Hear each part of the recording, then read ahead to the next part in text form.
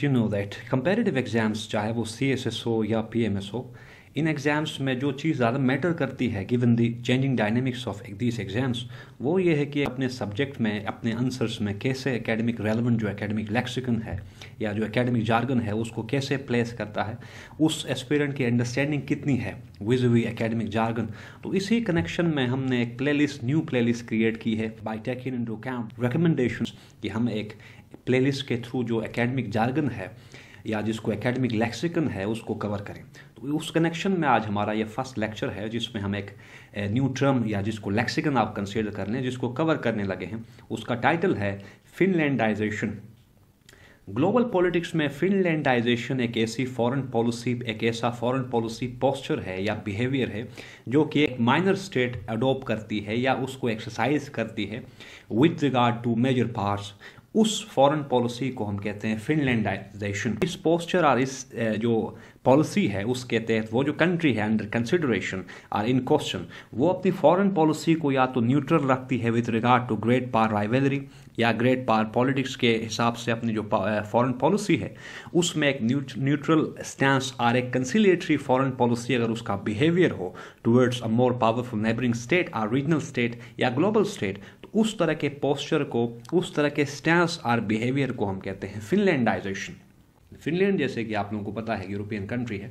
तो ये जो टर्म है इसकी जो ओरिजिनेशन अगर देख लें फॉर द टाइम बिंग, तो ये कोल्ड वॉर के दौरान फिनलैंड का जो फॉरेन पॉलिसी बिहेवियर था, जिस तरीके से उसने नेविगेट किया था rivalry between Soviet union and United states without being part of any of the super powers, उस बिहेवियर को हम कहते हैं फिनलैंडाइजेशन। सिंपल वर्ड्स में फिनलैंड ने ये कोशिश की थी कोल्ड वॉर के दौरान कि वो ना कम्प्लीटली सोवियत यूनियन की साइड ले, ना यूनाइटेड स्टेट्स की तरफ वो अपनी इंक्लिनेशन को बढ़ाए। तो उस पोस्चर को, उस न्यूट्रल और उस कंसिलिएटरी पोस्चर, फॉरेन पॉलिसी पोस्चर को हम कहते हैं फिनलैंडाइजेशन।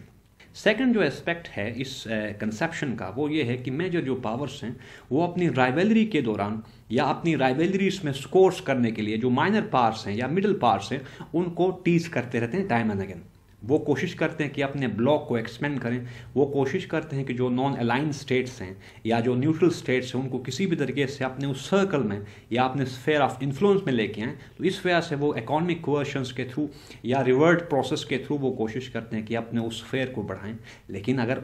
उनकी कोशिश में जो नॉन अलाइन नेशंस हैं वो बिल्कुल न्यूट्रल हों, वो किसी एक ब्लॉक का हिस्सा न बने, तो उन न्यूट्रल जो पावर्स हैं या जो मिडिल पावर्स हैं या जो नॉन अलाइन नेशंस या पावर्स होंगे उनकी फॉरेन पॉलिसी पोस्चर को हम कहेंगे फिनलैंडाइजेशन। या हम ये कहेंगे कि उन कंट्रीज ने अपनी फॉरेन पॉलिसी बिहेवियर को फिनलैंडाइज किया है। करंट अगर सिचुएशन में आप लोग अगर देख लें तो अगर हम यूनाइटेड स्टेट्स एंड चाइना के बीच में जो एक राइवलरी चल रही है, स्ट्रेटेजिक राइवलरी या जिसको हम कहते हैं new cold war between these two इस टाइम इन द प्ले है,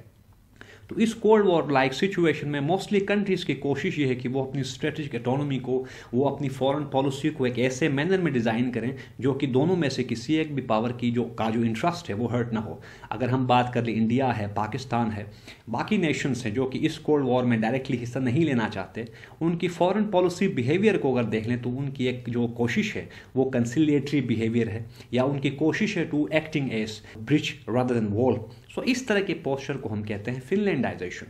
फिनलैंडाइजेशन का जो थर्ड आप एस्पेक्ट कंसीडर कर सकते हैं या तीसरी इसकी थर्ड जो डेफिनेशन आप कंसीडर कर सकते हैं वो ये है कि finlandization is about weaker countries having to cede sovereignty to appease stronger countries or bullies of stronger countries.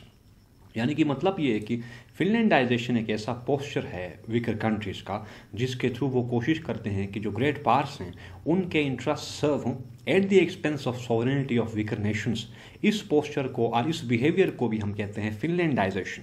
For instance अगर आप यूक्रेन और यूएस प्रेसिडेंट के बीच में रिसेंटली वाइट हाउस में जो मीटिंग हुई है उसमें जिस तरीके से, जिस हार्श मैनर में और जिस ऑब्नॉक्शियस मैनर में यूक्रेनियन प्रेसिडेंट को ट्रीट किया गया यूएस ऑफिशियल्स ने, उस ट्रीटमेंट को भी हम कहते हैं फिनलैंडाइजेशन। उस बिहेवियर के थ्रू यूनाइटेड स्टेट्स ने यह मैसेज कन्वे किया यूक्रेनियन प्रेसिडेंट को कि इस जो मेजर पावर्स के बीच में जो रिलेशंस हैं उसमें वीकर और माइनर पावर्स की जो से है वो ऑलमोस्ट नथिंग है या वो एग्जिस्ट नहीं करती। जिस तरीके से वाइट हाउस में ऑफिशियल्स ने यूक्रेनियन प्रेसिडेंट को बुली किया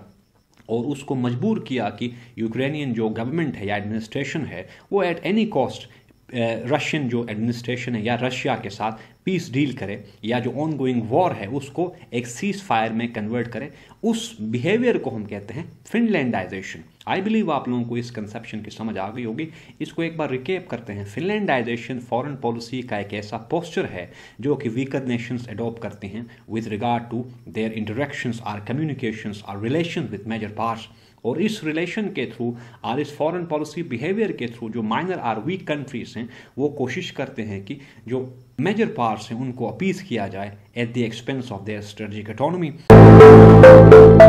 So this is all for today, people. If you got any confusion related to this topic, please let me know about your issues through your comments. I will address them in my next lecture. Thank you very much.